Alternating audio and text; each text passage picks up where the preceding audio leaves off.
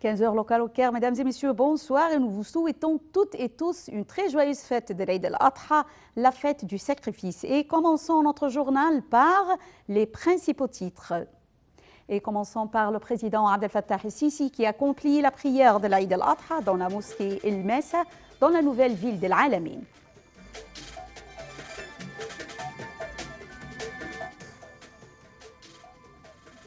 Des heures entre policiers israéliens et fidèles palestiniens sur l'esplanade des mosquées à Jérusalem assombrit les célébrations de Eid al-Adha.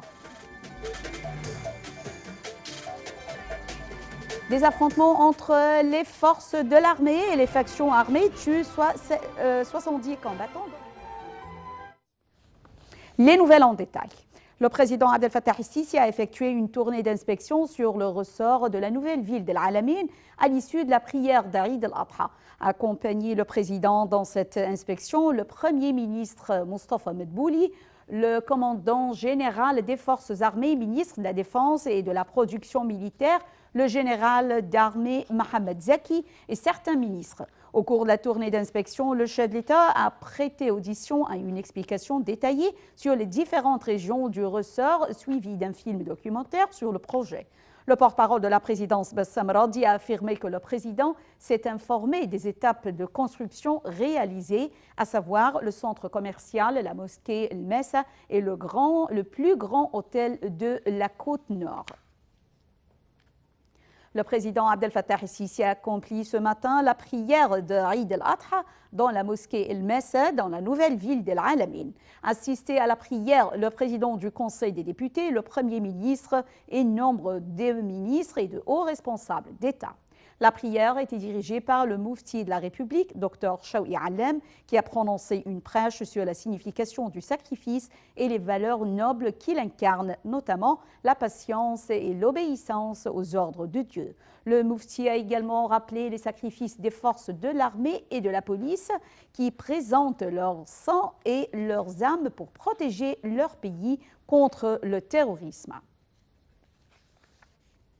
Le chef de l'État a félicité le peuple égyptien dans un post sur sa page officielle du réseau social à l'occasion de l'Eid al-Adha, aspirant le bien, le bonheur, la tolérance et la prospérité à chaque famille égyptienne et la sécurité et la stabilité à notre pays.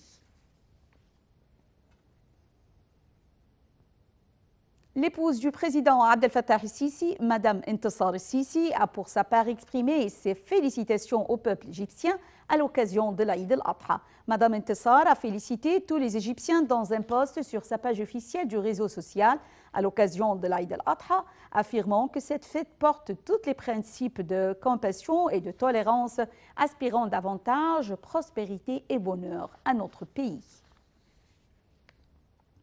Le chef d'État a échangé les messages de vœux avec les dirigeants du monde arabe et musulman à l'occasion de l'Eid al-Adha. Dans ces messages, le président el-Sisi a exprimé ses vœux les plus sincères, souhaitant que cette occasion porte le bonheur et la prospérité à la nation islamique. Le président a également envoyé un message de vœux aux Égyptiens à l'étranger, exprimant ses meilleurs souhaits à cette occasion. Le président Abdel Fattah el-Sisi a également reçu des messages de vœux à l'occasion de l'Eid al-Adha des grands responsables de l'État exprimant leurs sincères souhaits davantage prospérité et stabilité à notre pays. Le président du Conseil de députés, le Premier ministre, les ministres de la Défense et de l'Intérieur, le grand imam de l'Azhar et le patriarche d'Alexandrie et la prédication de Saint-Marc ont exprimé leurs meilleurs vœux au président de la République et à tous les Égyptiens. À l'occasion de l'Eid al-Adha, le ministère de l'Intérieur a mis en place des mesures de sécurité draconiennes pour préserver la sécurité et lutter contre toutes sortes de crimes. Le ministère de l'Intérieur a intensifié le déploiement des forces de sécurité dans les parcs et les centres commerciaux. Les forces d'intervention rapide et la police féminine sont massivement déployées pour assurer la sécurité.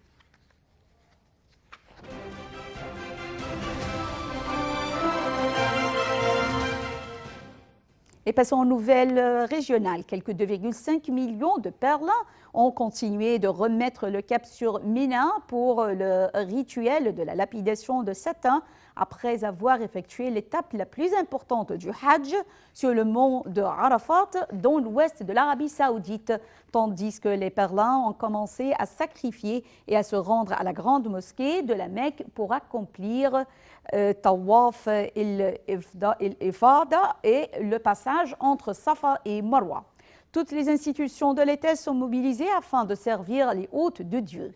Des dizaines de milliers de membres des forces de l'ordre sont mobilisés pour éviter les brusques mouvements de foule et bousculades du passé. Le Hajj est l'un des 5 piliers de l'islam que tout musulman est censé accomplir au moins une fois dans sa vie s'il en a les moyens. Des heurts entre policiers israéliens et fidèles palestiniens sur l'esplanade des mosquées à Jérusalem ont assombri les célébrations de la fête musulmane et juive tombant le même jour. Au premier jour de l'Aïd al-Adha et après la prière dans la mosquée Al-Aqsa, située au milieu de l'esplanade, des accrochages ont éclaté entre des Palestiniens et les forces de l'ordre qui contrôlent l'accès de l'esplanade et qui ont utilisé des grenades assourdissantes pour tenter de disperser la foule. Le Croissant Rouge palestinien a fait état de 14 blessés, tandis que la police a dénombré 4 blessés dans ses rangs.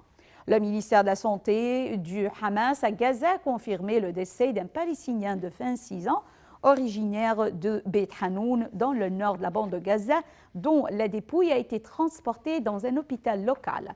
Hier, l'armée israélienne avait tué 4 Palestiniens armés de fusils d'assaut, de lance-roquettes et de grenades qui tentaient, selon elle, de s'infiltrer en Israël à partir du sud de Gaza.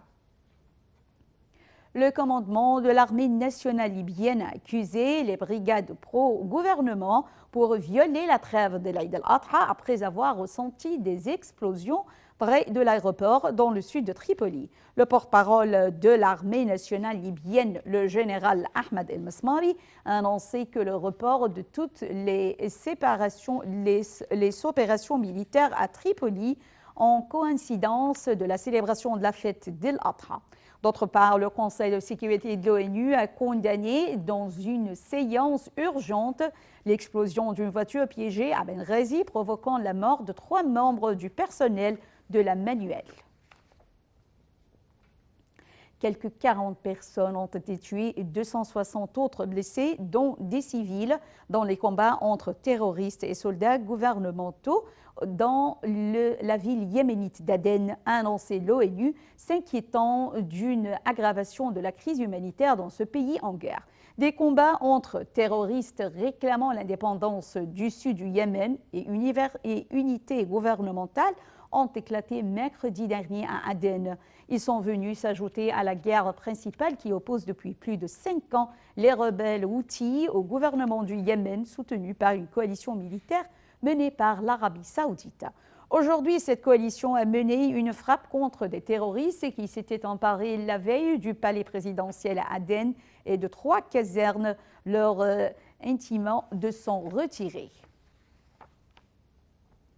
Et au Soudan, le chef du conseil militaire au pouvoir, le général Abdel Fattah el-Burhan, a réaffirmé la nécessité de protéger la réconciliation sur la déclaration constitutionnelle signée par les premières lettres la semaine dernière et prévue finalement signée samedi prochain.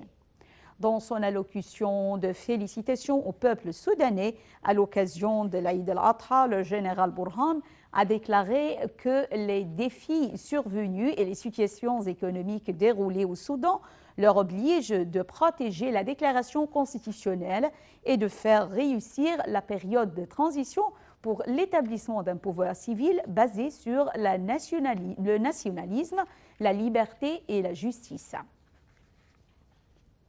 Des affrontements entre les forces de l'armée et des factions armées ont tué 70 combattants dans le nord-ouest de la Syrie. La majeure partie de la province d'Idlib et des zones des provinces voisines d'Alep, de Hama et de Latakié sont dominées par les rebelles terroristes. Ces affrontements ont eu lieu alors que les forces du gouvernement poursuivaient leur avancée à la frontière entre les provinces de Hama et Idlib. Le gouvernement a également mené des dizaines de frappes aériennes sur le nord de Hama et le sud d'Idlib. Ces avancées à Idlib et Hama des troupes du gouvernement sont les plus importantes depuis juin dans ces régions.